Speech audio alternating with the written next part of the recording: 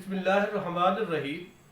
آج کی اس ویڈیو میں مفتی تقی عثمانی دامت برکاتہ عالیہ آیت الکرسی کی فضیلت بیان فرما رہے ہیں کہ ہر فرض نماز کے بعد آیت الکرسی پڑھنے سے کیا فوائد حاصل ہوتے ہیں، آپ حضرات بھی ملاحظہ فرمائیں۔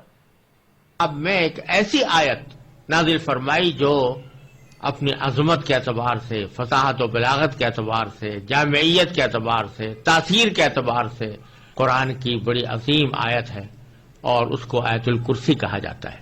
اور اس میں یہ بات بھی صراحت کے ساتھ کہہ دی گئی ہے کہ اللہ تعالیٰ کی بارگاہ میں کسی کی سفارش نہیں چلتی سوائے اس کے کہ اللہ تعالیٰ خود ہی کسی کو اجازت دے دے یا حکم دے کہ تم سفارش کرو، تو بے شک پھر اس کی سفارش اللہ تعالیٰ قبول فرما لیتے ہیں۔ لیکن جو اللہ تعالیٰ کی مرضی کے بغیر خود اپنی خواہش اور اپنی مرضی کے مطابق کوئی آدمی جا کر سفارش کرنے لگے تو اللہ تعالیٰ کے ہاں اس سفارش کا کوئی مقام نہیں، اور نہ اللہ تعالیٰ کے ہاں وہ چل سکتی ہے، نہ ایسا کوئی شخص سفارش کر سکتا ہے اللہ تعالیٰ کے اذن کے بغیر۔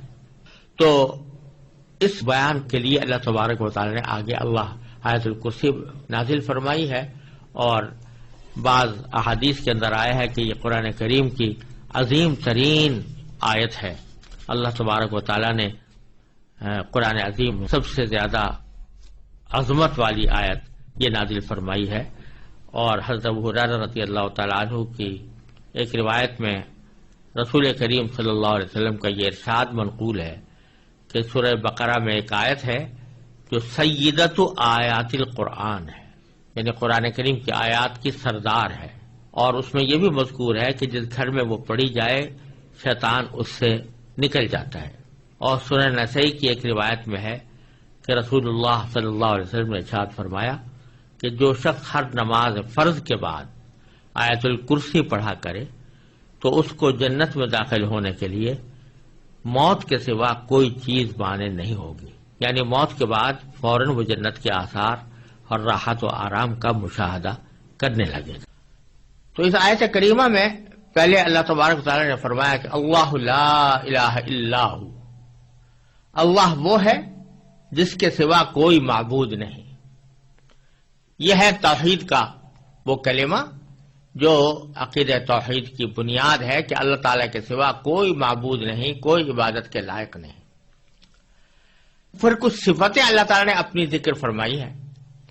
تو پہلی صفت ذکر فرمائی کہ الحی، وہ زندہ ہے، اور مراد یہ کہ سدا زندہ ہے، یعنی اور جتنی لوگوں کو، انسانوں کو، جانوروں کو، جنات کو، ملائکہ کو، جس کو بھی کوئی زندگی حاصل ہے وہ زندگی ہمیشہ کے لیے نہیں ہے، ایک نہ ایک وقت اس کو موت آنی ہے، اور کوئی مخلوق ایسی نہیں ہے جس کو کسی نہ کسی وقت موت نہ آنی ہو۔ لیکن اللہ تبارک و تعالیٰ کی ذات ایسی ہے جو ازل سے ہمیشہ سے زندہ ہے اور ہمیشہ زندہ رہے گی۔ تو حی کی صفت یعنی زندگی کی صفت سب سے زیادہ واضح اور صحیح معنی میں زندگی کا مظہر وہ اللہ تبارک و تعالیٰ کی ذات اقدس ہے، اور اس کے سوا کوئی بھی حقیقت میں سدا زندہ کہلانے کے لائق نہیں۔ دوسری صفت جو ذکر فرمائی وہ القیوم۔ القیوم کا ترجمہ ہم نے کیا کہ جو کائنات کو سنبھالے ہوئے ہے، اور اصل میں یہ لفظ جو ہے یہ نکلا ہے قیام سے، اور قائم کہتے ہیں کھڑے ہونے والے کو، اور قیوم اور قیام اسی کے مبالغے کا صیغہ ہے، اور ان کے معنی ہے جو خود بھی قائم رہے اور خود قائم رہ کر دوسروں کو قائم رکھے اور دوسروں کو سنبھالے رکھے۔ تو جب اللہ تبارک و تعالیٰ کے لیے لفظ قیوم استعمال کیا جاتا ہے تو یہ اس کا معنی یہ ہے کہ یہ اللہ تعالیٰ کی وہ خاص صفت ہے جس میں کوئی مخلوق شریک نہیں ہو سکتی، کیونکہ جو چیزیں خود اپنے وجود اور بقا میں کسی دوسرے کی محتاج ہوں وہ کسی دوسری چیز کو کیا سنبھال سکتی ہیں۔ لہذا کائنات کو سنبھالنے والا ذات تو صرف اللہ تبارک و تعالیٰ کی ہے، اور کوئی دنیا میں یا کائنات میں کوئی اور مخلوق، کوئی اور چیز ایسی نہیں ہو سکتی جو دوسری کائنات کی چیزوں کو سنبھالے. وہ تو خود اپنے آپ کو سنبھالنے کے لیے محتاج ہے، اللہ تعالیٰ کے حکم کی محتاج ہے. لہذا کوئی دوسری ذات قیوم نہیں ہو سکتی. اور یہی وجہ ہے کہ چونکہ یہ اللہ تبارک و تعالیٰ کی مخصوص صفت ہے جو کسی اور کے لیے استعمال نہیں ہو سکتی، اس لیے کسی انسان کو قیوم کہنا جائز نہیں. یہ جو ہمارے ہاں رواج چل پڑا ہے کہ جن لوگوں کا نام عبد القیوم ہوتا ہے ان کو عبد القیوم کے بجائے بگاڑ کے صرف قیوم بولتے ہیں، ایسا کہنا گناہ ہے. کیونکہ قیوم، آپ کسی انسان کو قیوم کہہ کر بلا رہے ہیں تو گویا اس کو اللہ تعالیٰ کی مخصوص صفت اس کی طرف منسوب کر رہے ہیں، اور اسی کا نام شرک ہے. اگرچہ یہ چونکہ بے خیالی میں ہوتا ہے اس لیے ہم اس کے اوپر کفر اور شرک کا فتویٰ نہیں لگائیں گے، لیکن اس طرح کرنا جو شرک کی علامت ہے، ایسا کوئی عمل کرنا جو شرک کا مظہر ہو، یہ کسی طرح بھی جائز نہیں ہے. ہمارے ہاں جو رواج پڑ گیا ہے عبدالقیوم کو قیوم کہہ کر بلانے کا، عبد الرحمن کو رحمان کہہ کر بلانے کا، عبد الرزاق کو رزاق کہہ کر بلانے کا، یہ بہت ہی غلط طریقہ ہے اور اس میں اللہ بچائے شرک کا اندیشہ ہے. لہذا اس سے ہمیشہ پرہیز کرنا چاہیے. پھر اللہ تعالیٰ نے فرمایا کہ لا تأخذہ سنۃ ولا نوم. اللہ تبارک و تعالیٰ کو نہ کبھی اونگ لگتی ہے اور نہ نیند. یعنی کہا یہ جا رہا ہے کہ زندہ تو ہے لیکن تم اپنی طرح کی زندگی پر قیاس نہ کرنا کہ جیسی تمہاری زندگی ہے، کہ اس زندگی میں تم محتاج ہو اس بات کے کہ کبھی نہ کبھی تمہارے اوپر موت جیسی نیند طاری ہو. اگر وہ نیند نہ آئے تو تم پریشان ہو جاتے ہو اور تم تھک جاتے ہو. لیکن اللہ تبارک و تعالی ان تمام چیزوں سے بے نیاز ہے، نہ اس کو اونگ لگتی ہے. سنہ کہتے ہیں ابتدائی نیند کا جو ابتدائی حصہ ہوتا ہے، جس کو اردو میں اونگ سے تعبیر کر سکتے ہیں، اس کو سنہ کہا جاتا ہے. اور نوم باقاعدہ پوری نیند کو کہتے ہیں. تو اللہ تعالیٰ کو نہ اونگ لگتی ہے اور نہ نیند. پھر فرمایا کہ لہو ما فی السماوات و ما فی الارض، اسی کے لیے ہے جو کچھ ہے آسمانوں میں اور جو کچھ ہے زمین میں. یعنی زمین و آسمان کے درمیان جتنی چیزیں ہیں، زمین و آسمان کے اندر جتنی چیزیں ہیں، وہ ساری کی ساری اللہ تعالیٰ کی ملکیت ہیں. کوئی اور ان کی ملکیت میں اللہ تعالیٰ کا شریک نہیں. وہ خود مختار ہے، اس کے قبضہ قدرت میں سب کچھ ہے. جب یہ بات ہے تو اشارہ اس طرف ہے کہ جس شخص کی یا جس ذات کی قدرت میں اور اس کے احاطہ علم میں ساری کائنات ہو اور وہ جو چاہے کرنے پر قادر ہو، ساری کائنات کی چیزیں اس کی ملکیت ہوں، اس کو اپنا کاروبار خدائی چلانے کے لیے کسی شریک کی حاجت کیوں ہو؟ شریک کی حاجت تو اس کو ہوتی ہے کہ جو کسی نہ کسی جگہ حاجت مند ہوتا ہے، تو اپنی حاجت پوری کرنے کے لیے وہ کسی کی مدد چاہتا ہے. اللہ تبارک و تعالیٰ کو اس کی کوئی ضرورت نہیں، ساری کائنات اس کی ملکیت ہے. پھر فرمایا کہ من ذا الذی یشفع عندہ الا باذنہ، کون ہے جو اس کی اجازت کے بغیر اس کے حضور کسی کی سفارش کر سکے. یعنی جو عقیدہ تھا کافروں کا کہ یہ بت اور دیوتا یہ ہماری سفارش کریں گے اللہ تبارک و تعالیٰ کی بارگاہ میں، اس کی تردید ہو رہی ہے کہ اللہ تعالیٰ کے ہاں کوئی سفارش نہیں کر سکتا جب تک کہ اللہ ہی کی طرف سے اجازت نہ ہو. اللہ تبارک و تعالیٰ کی اجازت، یہ جو تمہارے دل میں تصور ہے کہ یہ دیوتا جو ہیں یہ خود اپنی مرضی سے اللہ تعالیٰ کے ہاں سفارش کر دیں گے اور اللہ تعالیٰ ان کی ناز برداری کرتے ہوئے ان کی سفارش قبول کر لیں گے، یہ خیال غلط ہے. اللہ تعالیٰ کے یہاں کوئی سفارش اللہ تعالیٰ کی اجازت کے بغیر نہیں کر سکتا.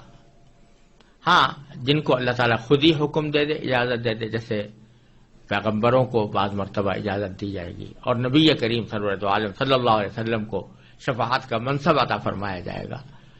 تو یہ در حقیقت اللہ تبارک و تعالیٰ ہی کی طرف سے ایک انداز کرم ہے اپنے بندوں کے اوپر، کہ اس انداز کرم کے تحت اللہ تبارک و تعالی نے کسی کو بندوں کی سفارش کی اجازت عطا فرما دی، اس کے تحت وہ سفارش کرتے ہیں۔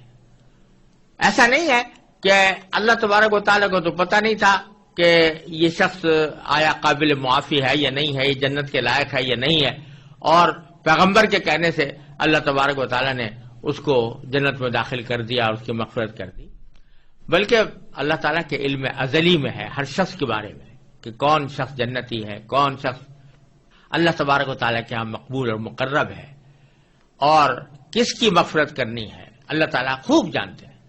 لیکن ایک انداز کرم ہے کہ براہ راست وہ مغفرت اور رحمت کا معاملہ کرنے کے بجائے اس کو نبی کریم صلی اللہ علیہ وسلم کی یا کسی اور پیغمبر کی شفاعت پر موقوف کر دیا کہ یہ سفارش کریں گے تو ہم یہ کرم فرما دیں گے۔ تو سفارش کرنے والے کا بھی اعزاز ہے، اس میں سفارش کرنے والے کا بھی اکرام ہے، اور ساتھ ہی جس شخص کے ساتھ معاملہ ہو رہا ہے اس کو نبی کریم صلی اللہ علیہ وسلم اور دوسرے پیغمبروں کے ساتھ محبت اور الفت اور تعلق خاطر کا بھی پیدا کرنے کا ایک ذریعہ ہے۔ لیکن یہ وہ شفاعت نہیں ہے جو دیوتاؤں کی سفارش کا عقیدہ جاہلیت کے اندر تھا کہ یہ لوگ اللہ کی مرضی کے برعلرغم بھی سفارش کر دیں گے اور وہ سفارش اللہ کے ہاں مقبول ہوگی۔ تو فرماتے ہیں کہ کون ہے جو اللہ تعالیٰ کے ہاں حضور سفارش کر سکے مگر اس کی اجازت سے۔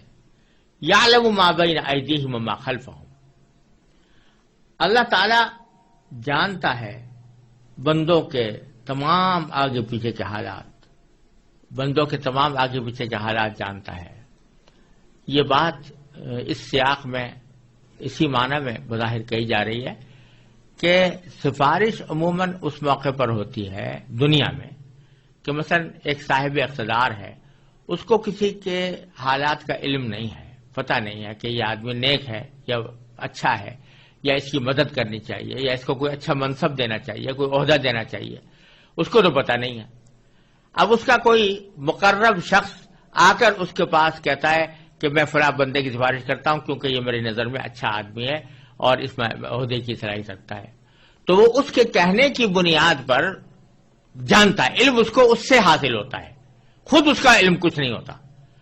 لیکن تو سفارش کی ضرورت ایسے موقع پر پیش آتی ہے، اس کو تو دھیان تھا نہیں اصل آدمی کو، لیکن کسی نے سفارش کے ذریعے اس کو متوجہ کر دیا، سفارش کے ذریعے اس کو علم دے دیا کہ یہ آدمی مستحق ہے۔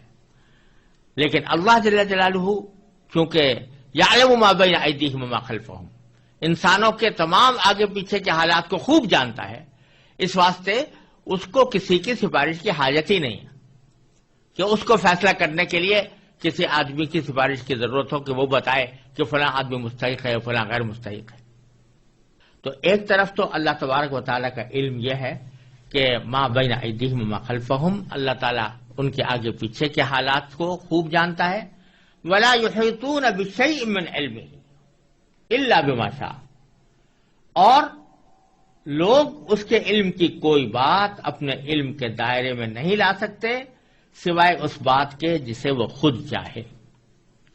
یعنی ایک طرف اللہ تعالیٰ تو تمام مخلوقات کی ہر بات سے واقف ہے، لیکن کوئی مخلوق یا کوئی انسان یا جن اس بات کا دعویٰ نہیں کر سکتے کہ وہ اللہ تبارک و تعالیٰ کا جو علم ہے اس سے واقف ہے، بلکہ اللہ تعالیٰ کے علم کا کوئی احاطہ نہیں کر سکتا۔ ہاں البتہ جتنا علم اللہ تعالیٰ کسی کو دینا چاہتا ہے اتنا وہ عطا فرما دیتا ہے۔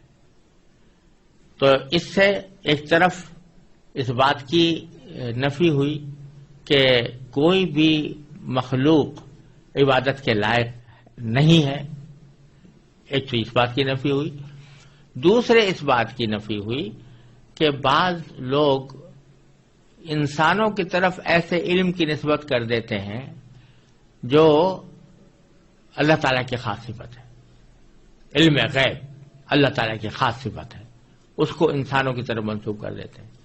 تو اللہ تعالیٰ فرماتے ہیں کہ یہ علم غیب کسی کو نہیں ہو سکتا، کوئی مخلوق اللہ تعالیٰ کے علم کا احاطہ نہیں کر سکتی الا بما شاء، ہاں جتنا اللہ تعالیٰ دینا چاہتا ہے وہ دے دیتا ہے۔ تو اپنے انبیاء کرام کو غیب کی باتوں میں سے جتنی باتیں اللہ تبارک و تعالیٰ دینا چاہتے ہیں وہ اپنے انبیاء کرام کو عطا فرما دیتے ہیں. ذالک من انباء الغیب نوحیہ الیک، فرمایا قرآن کریم نے کہ غیب کی خبریں ہیں جو ہم آپ کو وحی کے ذریعے بتا رہے ہیں. تو اللہ تبارک و تعالیٰ یہ غیب کی خبریں اپنے انبیاء کو عطا فرماتے ہیں جتنی چاہتے ہیں، اور حضور نبی کریم صلی اللہ علیہ وسلم کو ایسی بے شمار خبریں اللہ تعالیٰ نے عطا فرمائی، اور اللہ تعالیٰ نے اپنے فضل و کرم سے اتنا علم چاہا وہ نبی کریم صلی اللہ علیہ وسلم کو عطا فرمایا. لیکن یہ بات واضح ہے کہ وہ اللہ تعالیٰ کے علم کے مقابلے میں کسی بھی مخلوق کا علم کوئی نسبت نہیں رکھتا. اور دوسرا یہ کہ اللہ تعالیٰ ہی جس کو چاہتا ہے جتنا چاہتا ہے علم عطا فرماتا ہے. کوئی شخص یا کوئی ذات یا کوئی مخلوق اپنے طور پر کوئی علم حاصل نہیں کر سکتی. پھر فرمایا وسع کرسیہ السماوات والارض، اللہ تعالیٰ کی کرسی آسمانوں اور زمین کو کی وسعت رکھتی ہے، یعنی سارے آسمان اور سارے زمین کو اس نے گھیرا ہوا ہے. یہ کرسی کیا چیز ہے، اس کی حقیقت تو اللہ تبارک و تعالیٰ ہی بہتر جانتے ہیں. یہاں تو اتنی بات فرمائی ہے کہ سارے آسمان اور زمین کو اس نے گھیرا ہوا ہے. اور چونکہ اللہ تبارک و تعالیٰ اٹھنے بیٹھنے کی جو صفات ہوتی ہیں مخلوق کی اس سے بے نیاز ہیں، اور نہ کسی جگہ کے محتاج ہیں، نہ کسی بیٹھنے کے آلے کے محتاج ہیں. لہذا اس کرسی کے وہ معنی تو ہو نہیں سکتے جو دنیا کے اندر معنی ہوتے ہیں کہ آدمی اس کے اوپر بیٹھتا ہے. تو اس کا حقیقی کیفیت کیا ہے اس کرسی کی اور اس کی کنہ کیا ہے، اس کا ادراک در حقیقت انسانی عقل سے بالا تر ہے. اس لیے ہم اس کے بارے میں کوئی تفصیل نہ جان سکتے ہیں نہ بیان کرتے ہیں. البتہ مستند روایات حدیث سے اتنا معلوم ہوتا ہے کہ عرش اور کرسی دونوں بہت عظیم الشان جسم ہیں جو تمام آسمان اور زمین سے بدرجہ بڑے ہیں. اب ان کی کیفیت کیا ہے اور کیا ان کی شکل اور حیات کیا ہے، یہ جاننے کا ہمارے پاس کوئی راستہ نہیں. بعض حضرات نے یہاں کرسی سے مراد باری تعالیٰ کا اقتدار بھی لیا ہے، اور مراد یہ ہے کہ اس کا اقتدار تمام آسمان اور زمین کو محیط ہے، اس کو اپنی وسعت میں لیے ہوئے ہے. تو یہ معنی بھی کچھ بعید نہیں ہے، لیکن روایات سے معلوم ہوتا ہے کہ کرسی بتاتے خود ایک جسم ہے. جس طرح عرش ایک جسم ہے اسی طرح کرسی بھی ایک جسم ہے، اور اس کی کیفیت اللہ تعالیٰ ہی بہتر جانتے ہیں. ولا یؤودہ حفظہما، اور فرمایا کہ ان دونوں کی نگہبانی سے اسے ذرا بھی بوجھ نہیں ہوتا. لا یؤودہ، عاد یعود عودن کے معنی ہے کسی کو بوجھل بنا دینا. تو حفظہما یعنی ان دونوں چیزوں کی نگرانی، نگہبانی، آسمان اور زمین کی نگہبانی، وہ اللہ تعالیٰ کو ذرہ برابر بھی بوجھل نہیں بناتی. یعنی اس کی حفاظت اور نگرانی سے اللہ تعالیٰ کو کوئی تھکاوٹ نہیں ہوتی، کوئی تعب نہیں ہوتا. وَهُوَ الْعَلِيُّ الْعَظِيمُ، اور وہی ذات اللہ تعالیٰ کی ذات بڑی عالی مقام ہے. علی کے معنی عالی مقام، اور عظیم کے معنی صاحب عظمت. تو اللہ تعالیٰ